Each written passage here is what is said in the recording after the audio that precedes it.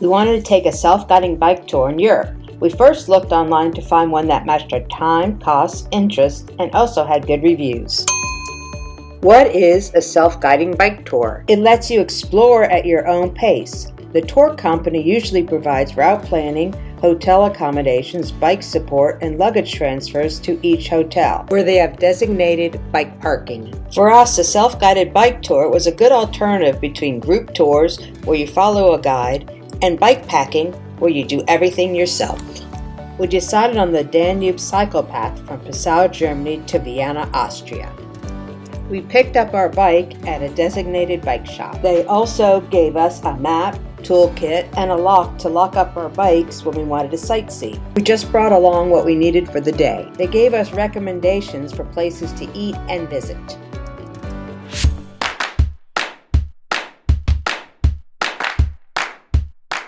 We started our Danube bike ride in Passau, Germany, a city on the Austrian border.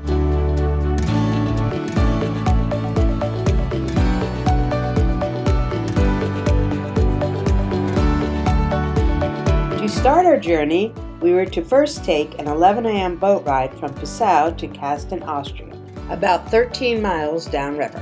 We were taking a boat so we wouldn't have to ride so far in one day and end up biking at night. Unfortunately, one of our bikes got a flat tire, and even more unfortunately, the bike company forgot to put in an extra tube and a patch kit in the toolkit. Oh! We called the bike company. They told us to ride the bike back to the shop to get it fixed. We told them the shop was 3 miles uphill and we could not ride anywhere with a flat tire. They then decided to bring us a new bike. We told them to get there quickly because the boat was leaving very soon. They said they'll be there in 5 minutes. Well, 5 minutes turned into 30 minutes and we missed our boat. Don't let this happen to you. We decided to bike instead of taking the next boat, which wouldn't leave for several hours. Finally on our way.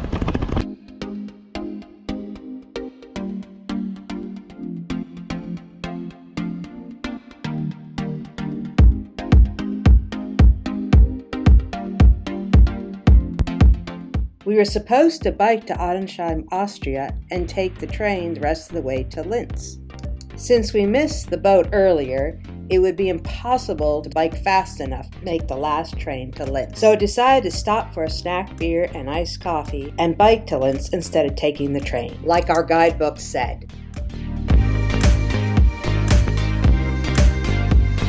We finally arrived in Linz at 10 p.m.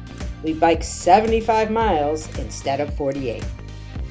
We were so happy to see our luggage arrived at the hotel. Put an Apple AirTag in your suitcase so you always know where your stuff is.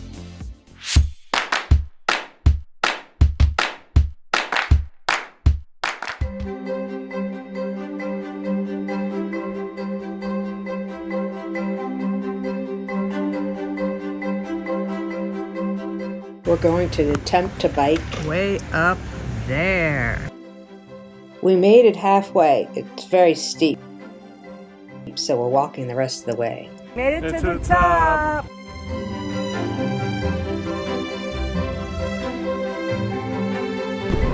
Ooh, much better going downhill.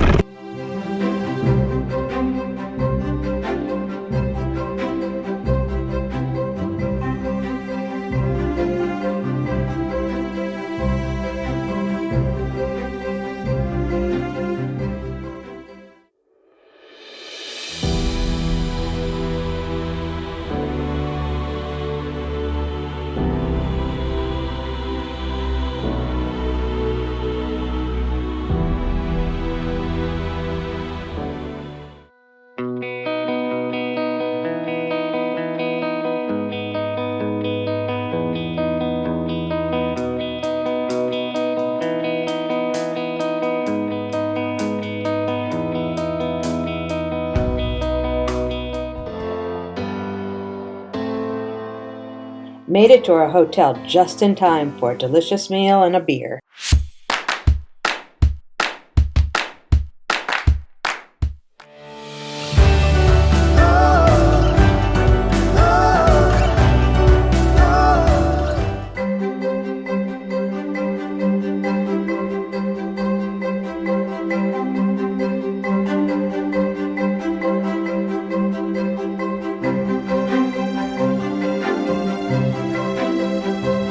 You don't necessarily have to cross the Danube, but we did it to reach different towns. There are ferries throughout the Danube that will take you across for a small fee. We found that the cycle path along the Danube is well maintained, paved, and mostly flat. We did experience some headwind, however.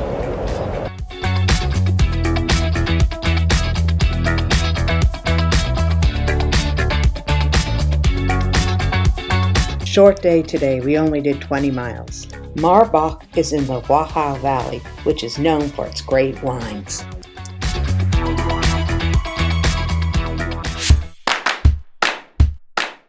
Today is our last biking day. We're biking to Krem, then taking the train to Vienna with a few stops along the way.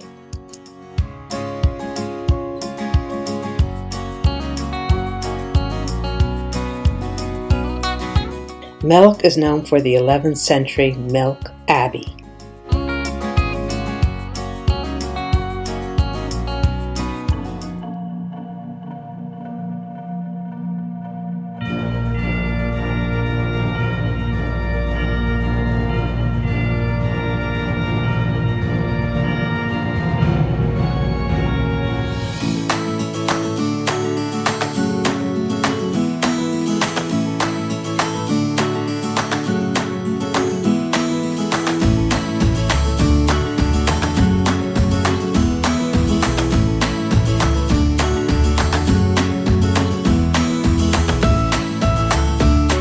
Besides wine, Wachau Valley is also famous for its apricots.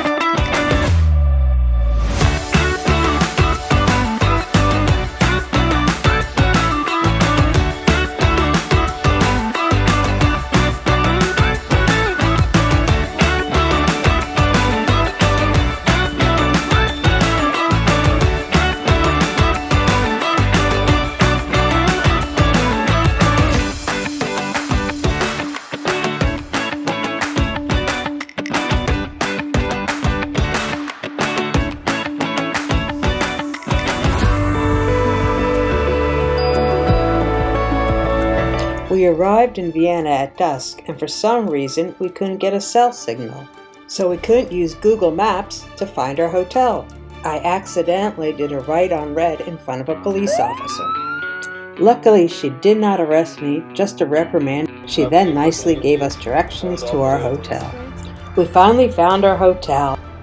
We left the bicycle at the hotel for the bike company to retreat, and then went to explore Vienna.